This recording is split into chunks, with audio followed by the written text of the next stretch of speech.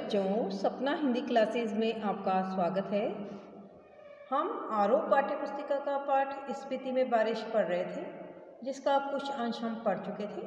आगे का अंश अब हम शुरू करने जा रहे हैं। प्राचीन काल में शायद स्फीति भारतीय साम्राज्यों का अनाम अंग रही है। जब ये साम्राज्य टूटे तो भी यह स्वतंत्र रही है। देखिए, प्राचीन काल की बात करें तो स्फीति जो है कभी किसी की गुलाम नहीं रही है, सदैव यह स्वतंत्र रही है। साम्राज्य टूटे फिर भी यह स्वतंत्र रही है। फिर मध्य युग में, अब मध्य युग की बात करते हैं, प्राय लद्दाख मंडल और कभी कश्मीर मंडल, कभी पुष्कर मंडल, कभी कुल्लू मंडल, कभी ब्रिटिश भारत के तहत रही, तब भी प्राय स्वायत्त रही है। स्वायत्त का अर्थ होता है स्वतंत्र रही है, यानी कि कई मंडल बने स्फीति में, किंतु कई मंडल ने कुछ समय तक वहाँ पर राज्य भी किया, किंतु स्फीति जो है इन सब से स्वतंत्र रही। इसकी स्वायत्तता भूगोल ने सिरजी है और इसकी इस स्वतंत्रता का कारण वहाँ का भौगोलिक वातावरण है, क्योंकि वहाँ का भौगोलिक वातावरण इतना ठंडा होता है, यानी कि स्फीति में 4 महीने बसंत ऋतु होती है और 8 महीने शीत ऋतु होती है, और शीत ऋतु में तो वहाँ पर रहना असंभव सा होता है। तो कोई भी लोग जो बाहर के लोग होते हैं वो ज़्यादा समय तक वहाँ पर टिक नहीं पाते हैं। तो स्फीति की स्वतंत्रता का मुख्य कारण वहाँ का भौगोलिक वातावरण है कि कोई भी बाहर का व्यक्ति आए वो ज़्यादा समय तक वहाँ रह नहीं पाता, इसीलिए स्फीति सदैव सभी से स्वतंत्र रही है। भूगोल ही इसकी रक्षा करता है। यहाँ का भौगोलिक वातावरण जो है वह स्फीति की सदैव रक्षा करता है। भूगोल ही इसका संहार भी करता है, और यहाँ का भौगोलिक वातावरण ही यहाँ का संहार भी करता है, अर्थात विनाश भी करता है। यानी कि यहाँ के भौगोलिक वातावरण इतना ठंडा होता है 8 महीने तक कि कई लोग जो है इतनी ठंड को सह नहीं पाते हैं और मृत्यु हो जाती है। तो यहाँ का भौगोलिक वातावरण ही संहार का अर्थ होता है नष्ट करना या मारना, तो वहाँ के लोगों को नष्ट भी करता है। पहले कभी उन राजाओं का कोई हरकारा आता था। हरकारा का अर्थ होता है संदेशवाहक, तो उसके आते जाते वह अल्प बसंत बीत जाता था। देखिए, स्फीति में के आसपास के राजा जब एक संदेशवाहक के साथ किसी दूसरे राजा के पास संदेश पहुंचाते थे तो वो बसंत ऋतु में ही पहुंचा सकते थे, और स्फीति में बसंत ऋतु 4 महीने की होती है और शीत ऋतु 8 महीने की होती है। तो जब संदेशवाहक कोई संदेश लेकर दूसरे राजा के पास जाता था तो आधा बसंत तो ऐसे ही बीत जाता था उसके आने जाने में, क्योंकि वहाँ के जो मार्ग हैं वो बहुत दुर्गम होते थे, उन पर चलना कठिन होता था। तो वह हरकारा जब एक राजा का संदेश दूसरे राजा तक ले जाता था तो उसके आने जाने में अल्प बसंत यानी थोड़ा बसंत तो ऐसे ही बीत जाता था। कभी कोई जोरावर सिंह जैसा आता था तो स्फीति का तरीका वही था जो तुपचिलिंग गोनपा में मैंने देखा था। तुपचिलिंग गोनपा एक स्थान का नाम है जहाँ की लेखक ने यात्रा की थी, उसकी तुलना स्फीति से कर रहे हैं कि जब जोरावर सिंह जैसा कोई डाकू स्फीति के लोगों को लूटने के लिए आता था तब उनकी स्थिति तुपचिलिंग गोनपा के लोगों जैसी होती थी। तुपचिलिंग गोनपा में क्या बताया था कि जब डायनामाइट का विस्फोट हुआ तो लाहुल हदस गया था। हदस का अर्थ होता है डरना। तो लाहुल के लोग जो है वे डर गए थे, आंख बंद कर चागमा का तना पकड़ या एक दूसरे को पकड़कर बैठ गए। जब धमाका गुजर गया फिर डरते डरते आंख खोली, यानी कि पहाड़ों को तोड़ने के लिए डायनामाइट का प्रयोग किया जाता है, और वो इतना जोरदार धमाका होता है कि वहाँ के लोग जो है डर जाते हैं, और डर कर वे चागमा क्या होता है पहाड़ी वृक्ष है उसके तने को पकड़ लेते हैं या एक दूसरे को पकड़कर आंख बंद करके बैठ जाते हैं, और जब धमाका गुजर जाता है तब वे डरते डरते आंख खोलते हैं। जोरावर सिंह के आक्रमण के समय स्फीति के लोग घर छोड़कर भाग गए, यानी कि स्फीति के लोगों की जनसंख्या बहुत कम है, वे जोरावर सिंह जैसे डाकू का सामना नहीं कर पाते हैं। इसीलिए जब जोरावर सिंह जैसे डाकू का आक्रमण होता है तो स्फीति के लोग अपने घर छोड़कर भाग जाते हैं, और जब वह जोरावर डाकू जो है सब लूट कर जब चला जाता है तो स्फीति के लोग पुनः अपने घर आ जाते हैं। उसने स्फीति को और वहाँ के विहारों को लूटा, और जोरावर सिंह ने स्फीति के लोगों के घरों को तो लूटा ही, किंतु वहाँ के विहारों अर्थात वहाँ के राहगीरों को भी उसने लूटा। यह अप्रतिकार शायद स्फीति की सुरक्षा की पद्धति थी, यानी कि स्फीति के लोग इसका विरोध नहीं करते थे उसका सामना नहीं करते थे। इसके पीछे भी शायद स्पीति की सुरक्षा की पद्धति थी, यानी कि स्पीति के लोग बहुत कम थे, जनसंख्या उनकी बहुत कम थी। यदि वे जोरावर सिंह जैसे डाकू का सामना करते तो इनके कई लोग और मारे जाते, तो इनकी जनसंख्या और कम हो जाती। तो इसीलिए वहाँ के लोग जोरावर सिंह जैसे डाकू के आक्रमण का प्रतिकार या विरोध नहीं करते थे। स्पीति की जनसंख्या लाहौल से भी कम है। 1901 की जनगणना के अनुसार 3231 रही है। 1971 की जनगणना के अनुसार 7196 है। इसका क्षेत्रफल मुझे 1971 की जनगणना में लाहौल के साथ जोड़कर मिला है, जो 12,015 वर्ग किलोमीटर है। स्पीति का अलग क्षेत्रफल नहीं दिया गया है। इंपीरियल गजेटियर अर्थात ऑक्सफोर्ड 1908 खंड 23 के अनुसार यह क्षेत्रफल 2155 वर्ग मील है। इस तरह स्पीति की जनसंख्या प्रति वर्ग मील 4 से भी कम है, यानी प्रति वर्ग मील पर 4 से भी कम लोग वहाँ पर दिखाई देते हैं। 1901 में यह प्रति वर्ग मील 2 से भी कम थी। लेखक ने स्पीति की यात्रा 1971 में की थी और उस समय की जनगणना के बारे में बता रहे हैं, और फिर यह भी कह रहे हैं कि 1901 में ये जनगणना और भी कम थी। अगले अंश में हम पढ़ेंगे कि स्पीति कब कब और किस किस के अंडर में रही। लाहौल स्पीति का प्रशासन ब्रिटिश राज से भारत को जस का तस मिला, यानी कि लाहौल स्पीति का प्रशासन ब्रिटिश राज से भारत को वैसा का वैसा ही मिला। अंग्रेजों को यह 1846 ईस्वी में कश्मीर के राजा गुलाब सिंह के जरिए मिला। लाहौल स्पीति जो है वह अंग्रेजों को कश्मीर के राजा गुलाब सिंह के जरिए 1846 में उन्हें प्राप्त हुआ। इसके पीछे भी अंग्रेजों का कोई उद्देश्य था।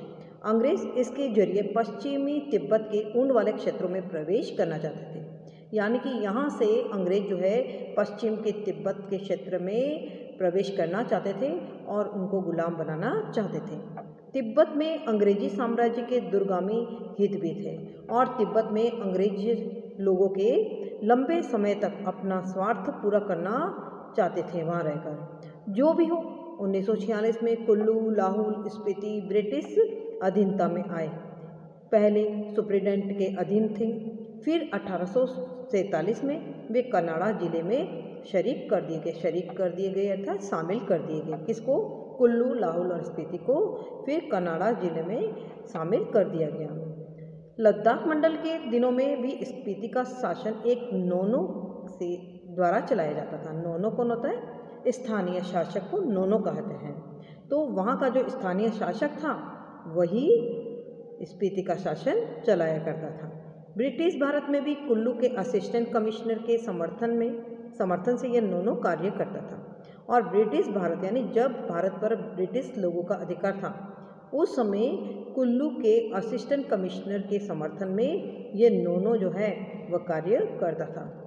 इसका अधिकार क्षेत्र केवल द्वितीय दर्जे के मजिस्ट्रेट के बराबर था, लेकिन स्पीति के लोग इसे अपना राजा मानते थे। स्पीति के लोग नोनो को अपना राजा जैसा ही मानते थे और उसी की बात मानते थे। राजा नहीं है तो दमयंती को रानी मान लेते थे। यदि किसी कारण राजा स्पीति में नहीं होता था तो उनकी पत्नी को रानी मान लिया करते थे। इस अंश में नोनो के अधिकार और उसके कार्यों के बारे में बताया गया है।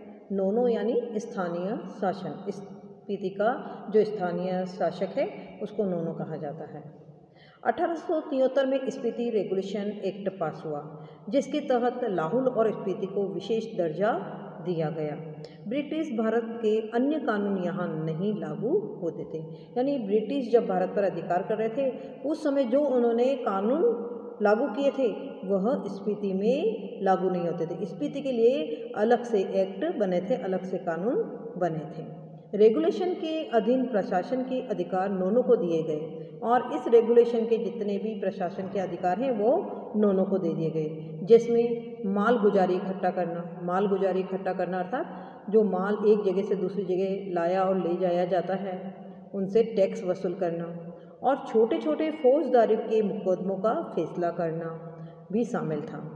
उसके ऊपर के मामले वह कमिश्नर के पास भेज देता था, यानी छोटे छोटे फौजदारी मुकदमे का फैसला नोनो स्वयं करता था किंतु उससे ऊपर के जो मुकदमे होते थे वे कमिश्नर के पास भेज देता था। उन दिनों लाहौल स्पीति का वृत्तांत कांगड़ा जिले से के अंतर्गत कुल्लू तहसील में मिलता है। वृत्तांत यानी स्थान। उन दिनों लाहौल स्पीति का जो क्षेत्र है, स्थान है, वो कांगड़ा जिले के अंतर्गत कुल्लू तहसील में मिलता है। स्वराज्य के बाद यानी कि जब हमारा देश स्वतंत्र हो गया था तब 1960 में लाहौल स्पीति पंजाब राज्य के अंतर्गत एक अलग जिला बना देगा जिसका केंद्र केलंग में है। फिर 1966 में जब हिमाचल प्रदेश राज्य बना तो लाहौल स्पीति उसका उत्तरी छोर का जिला हो गया। छोर का अर्थ होता है किनारा, उत्तरी किनारे का जिला बन गया। यह देश का सबसे अधिक दुर्गम क्षेत्र है। दुर्गम का अर्थ होता है जहाँ पर जाना कठिन हो। स्पीति 31.42 और 32.59 अक्षांश उत्तर और 77.26 और 78.42 पूर्व देशांतर के बीच स्थित है। ये चारों ओर से ऊंचे ऊंचे पहाड़ों का कैदी है, यानी कि स्पीति के चारों ओर ऊंचे ऊंचे पहाड़ हैं। इन पहाड़ों की औसत ऊंचाई 18,000 फीट है। यह पहाड़ उसे पूरब से तिब्बत, पश्चिम से लाहौल, दक्षिण में किन्नौर और उत्तर में लद्दाख से अलग करते हैं। इसकी मुख्य घाटी इसी नाम की स्पीति नदी की घाटी है। स्पीति पश्चिम हिमालय में लगभग 16,000 फीट की ऊंचाई से निकलकर पूरब में तिब्बत में बहती है। स्पीति यहाँ पर कौन सी बात हो रही है? नदी की बात हो रही है। वहाँ से स्पीति में आती है। स्पीति से बहकर पुराने रामपुरा बशहर राज्य में अब किन्नौर जिले में बहती हुई सतलुज में मिलती है। मेरी इस स्पीति नदी से प्रीति है। प्रीति का अर्थ होता है प्रेम या प्यार। स्पीति में मैं सिर्फ इसी नदी को पहचानता हूँ। सुनता हूँ कि कोई पारा नदी भी है, फिर घाटी है। स्पीति के अलावा पीन की घाटी प्रसिद्ध है। मान भाई से इसका किस्सा सुना है। अत्यंत विहड़ और वीरान है। इसमें से शायद स्पीति की घाटी ही आबाद है। आबाद यानी जहाँ पर लोग रहते हैं। जैसी वह आबाद है वह आप देख ही रहे हैं। प्रति वर्ग मील 4 से भी कम लोग बसते हैं, फिर भी लोग रहते हैं, इसलिए यह आबाद है। अचरज यह नहीं कि इतने कम लोग क्यों हैं, अचरज यह है कि इतने लोग भी कैसे बसे हुए हैं। अचरज का अर्थ होता है हैरानी। देखिए लेखक कहता है कि हैरानी की बात यह नहीं है कि इतने कम लोग स्पीति में कैसे क्यों रह रहे हैं, इतने कम लोग क्यों रह रहे हैं, इस बात की मुझे हैरानी नहीं है। हैरानी तो मुझे इस बात की है कि इतने लोग भी यहाँ पर कैसे बसे हुए हैं। मैंने जब भी स्पीति की विपत्ति बताई है तो लोगों ने यही पूछा है कि आखिर तब लोग वहाँ रहते क्यों हैं। जब मैंने लोगों को जाकर स्पीति की विपत्तियाँ यानी यहाँ की कठिनाइयों को बताया है कि यहाँ पर रहने वाले लोग कितनी कठिनाइयों का सामना कर रहे हैं, तो लोग मुझसे पूछते थे तो आखिर लोग वहाँ रहते क्यों हैं। 8-9 महीने शेष दुनिया से कटे हुए हैं, अर्थात 8-9 महीने वहाँ पर तेज कड़ाके की ठंड पड़ती है और सब और बर्फ़ ही बर्फ़ होती है और ये लोग जो हैं एक दूसरे से मिल नहीं पाते हैं। तो स्पीति के लोग 8-9 महीने अन्य लोगों से मिलजुल नहीं सकते हैं, दुनिया से कट कर रहते हैं, ठंड में ठिठुर रहे हैं, सिर्फ एक फसल उगाते हैं। देखिए यहाँ पर बसंत ऋतु 4 महीने की होती है तो 4 महीने में केवल एक ही फसल उगाते हैं। लकड़ी भी नहीं है कि गर्म रख सके, यानी कि वहाँ ठंड इतनी ज़्यादा होती है तो पेड़ पौधे इतने नहीं होते हैं, तो वहाँ पर उनके पास इतनी लकड़ी भी नहीं होती है कि वे जलाकर ठंड से अपने आप को बचा सके।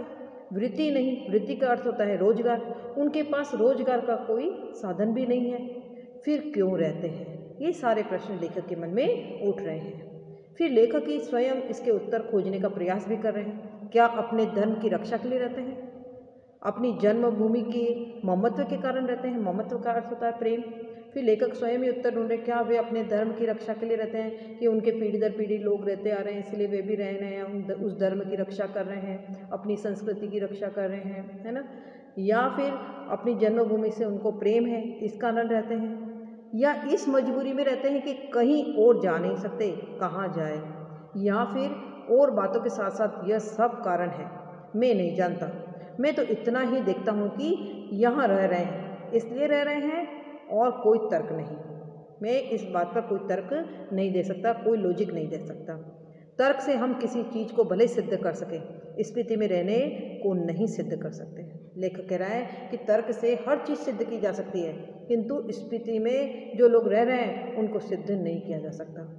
लेकिन तर्क का इतना मोह क्यों? जो लोग तर्क करते हैं कि फिर इतनी कठिनाइयाँ हैं तो स्मृति में लोग रहते क्यों हैं? तो मैं उन लोगों को कहना चाहता हूँ कि तर्क से इतना मोह क्यों करते हैं? ज़्यादा करके संसार और निर्वाण अतर्क्य है।